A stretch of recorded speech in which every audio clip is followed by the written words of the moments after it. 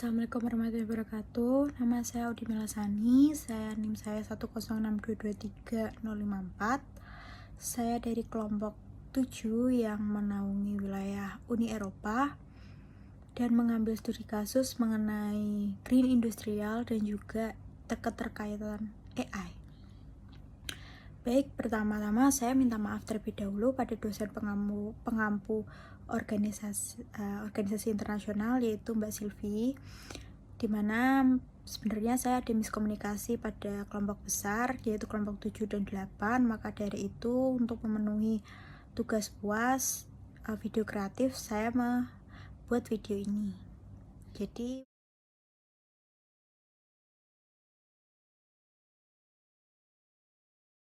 secara garis besar, isu green industrial dan kecerdasan buatan atau AI di wilayah Uni Eropa itu saya mau menegaskan bagaimana Uni Eropa itu menata ulang industrinya agar ramah lingkungan dan responsif terhadap tantangan digital melalui European Green Deal, di mana Uni Eropa berkomitmen untuk mencapai net zero emission pada tahun 2050, yang berarti seluruh sektor dari energi hingga logistik harus bertransformasi secara radikal. Dalam proses kecerdasan buatan, AI ini memainkan peran penting dari efisiensi energi, pengendalian emisi, hingga manajemen rantai pasok yang lebih akurat. Namun, AI juga memberikan dampak yang negatif, yaitu konsekuensi sosial melalui potensi pengawasan yang berlebihan terhadap pekerja, penghilangan pekerjaan bagi beberapa pekerja manual, hingga pelanggaran etika di negara-negara mitra produksi Uni Eropa. Lalu selanjutnya, urgensi isu green industrial dan AI ini, mengapa isu ini menjadi penting? Karena titik krusial antara ekonomi dan ekologi dan etika global ketika negara-negara maju seperti Uni Eropa, Inggris, dan juga Amerika Serikat itu memacu teknologi dan transisi green industrial yang memunculkan kekhawatiran akan eksploitasi baru terhadap negara berkembang dan kelas pekerja. Saya sebagai mahasiswa internasional ditantang untuk mempertanyakan siapa yang diuntungkan dalam hal green industrial ini dan juga AI.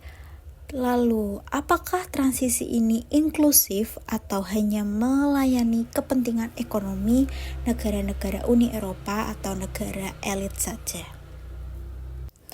Mengapa saya memilih Bapak Hermansyah, SH, A3, anggota Dewan Jaminan Sosial Nasional yang baru dilantik di periode 2024 sampai 2029? Karena beliau ini memahami strategis terhadap dimensi kerja yang layak, keselamatan kerja, dan kerangka jaminan sosial dalam konteks transisi industri.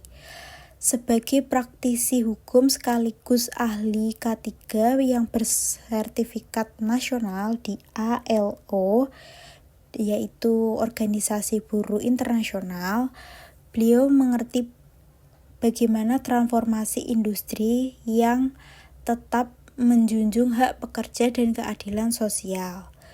Beliau juga aktif membahas di lintas sektoral, mulai dari kebijakan publik, perlindungan sosial, hingga transformasi digital tenaga kerja, yang menjadikan beliau ini sangat relevan untuk saya wawancarai dalam membahas dinamika green industrial dan AI di wilayah Uni Eropa dari sudut pandang Indonesia dan juga hukum global.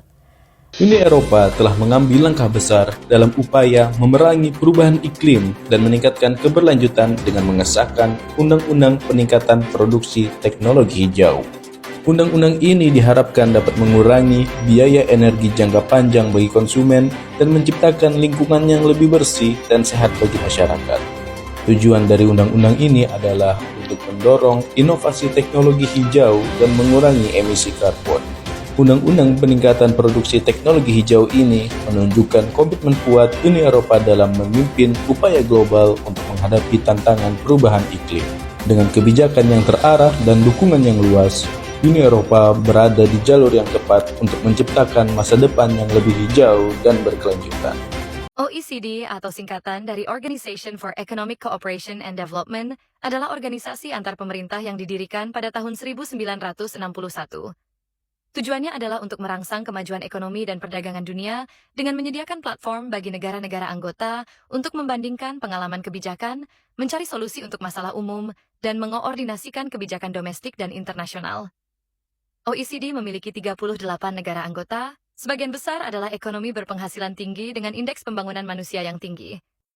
Baru-baru ini, Amerika Serikat sangat mendukung agar bergabungnya Indonesia dengan 38 negara maju lainnya di OECD.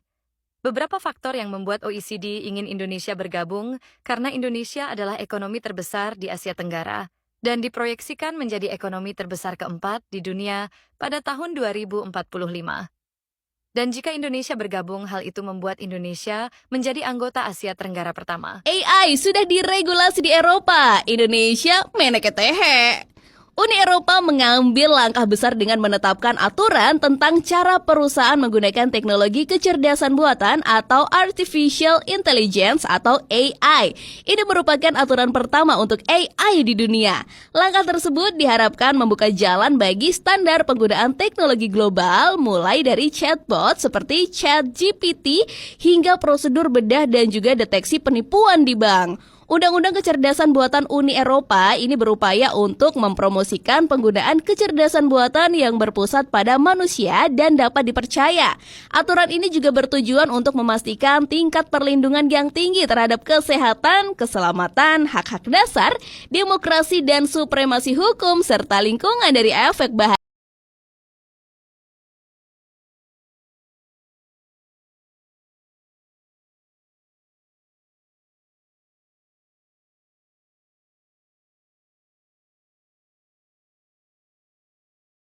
Pelanggaran prinsip Green Industrial dan etika AI, di mana di sini Uni Eropa bukan hanya membuat kebijakan saja, namun tidak diterapkan atau diaplikasikan.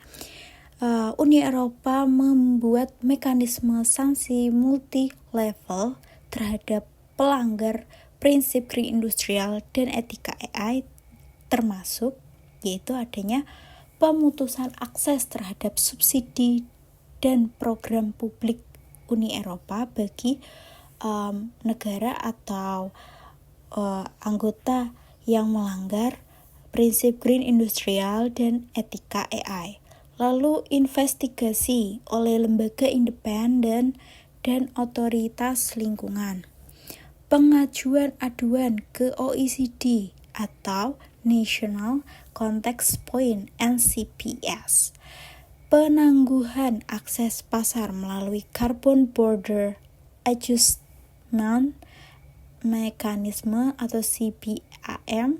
Dengan mekanisme ini, Uni Eropa menunjukkan bahwa pembangunan industri yang ramah lingkungan dan baik bukan sekedar idealisme, namun juga konsekuensi hukum dan ekonomi yang nyata.